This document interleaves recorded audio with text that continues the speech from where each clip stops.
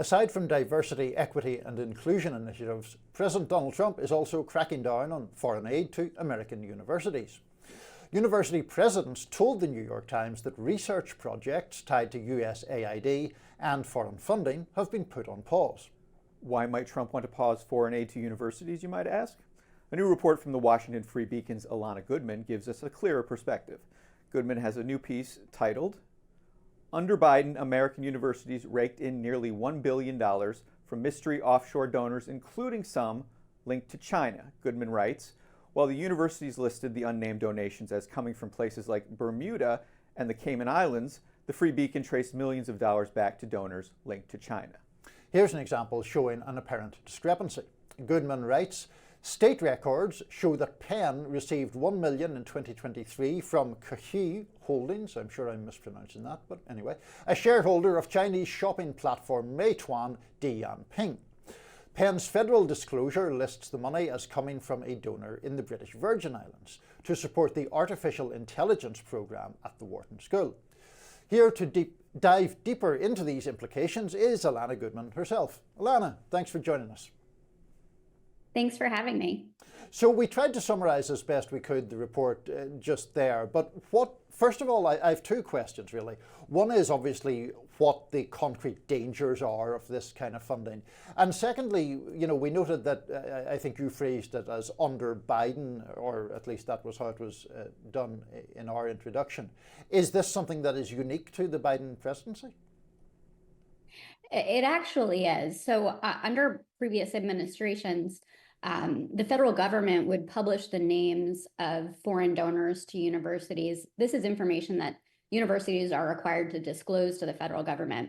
Under the Biden administration, this was when they first stopped publishing the actual source names of the donations. They do have a database that is publicly accessible where you can look up the donations, but it only shows the country where the donation comes from, not the name of the actual donor.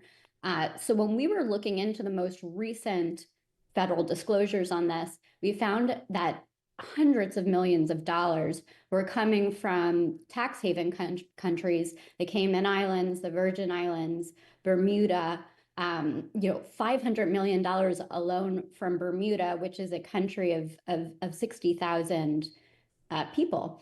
And so this raises questions of where did the actual donations come from? When we were able to cross to look at this with next to the state records disclosures from Pennsylvania, which Pennsylvania does publish the names of the donors, we found that actually some of these donations were coming from China.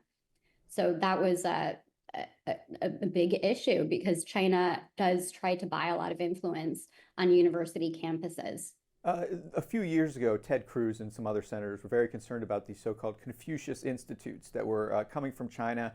There was some suspicion that they were trying to implement Chinese ideology, that kind of thing, on American students. Does that have anything to do with this? Are they now trying to hide those kind of influential college campus organizations through this kind of funding? Well, certainly I think that we know that China does try to buy influence on college campuses through this funding, not just China, other countries as well, including Qatar. And so that is something that definitely Congress has looked at because this has become an issue with attempts of buying foreign influence on campuses. The other issue is also some of these countries trying to get intellectual property. I mean, we see this a lot with China. A lot of the universities that they fund are heavily involved in like the AI space. And so that is something that Congress has raised concerns about as well. Is there anything that can be done about this? I mean, beyond actually passing new laws, are there regulations and laws against this that are not being enforced, or is it just a loophole that we think, frankly, Chinese and other international donors are perhaps exploiting? Well, it's partially an enforcement issue, and people I've talked to expect the Trump administration to definitely crack down on this more than the Biden administration did, which is, when there is some lack of reporting from universities on this. But there's also, an issue of creating new laws, and there is a legislation that's coming out of the House Education Committee that just passed earlier this week through the committee, called the Deterrent Act, and that would create stricter disclosure requirements for universities, and it would also have stricter penalties for schools that don't comply with the disclosure requirements. So that is something that we're definitely watching to see if that ends up passing Congress. How long do you think it will take before Congress can get to this issue? Obviously, school is in. The universities aren't going to say, no, we don't want your money anymore. At least I don't think they would say this. What is the plan for actual addressing this issue? Yeah, I mean, I'm not sure how long it'll take to get through Congress. We'll definitely have to watch that. I do know that people I talk to expect the Trump administration to, really move quickly on this. And obviously, we're still waiting for Trump's Secretary of Education to get confirmed. And, people expect that this will move quickly after that happens. Is there, and I ask this in an open-minded way, is there any defense of these donations? I mean, could you just say, well, people are entitled to make donations from where they wish, overseas or domestic, and that's fine. It pays for, things that universities and colleges need, and so assuming there is no ethical issue with the specific donor, then people should be allowed to do that if they want.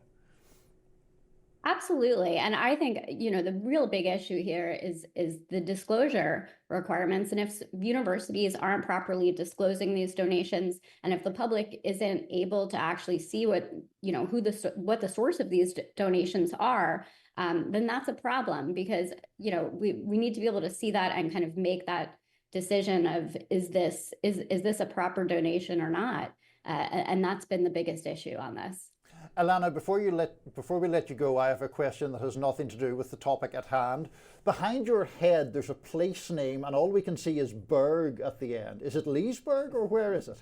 It is. It is. Yes, I'm in Leesburg right now. Oh, excellent. Well, I'm glad you're showing some Virginia pride there.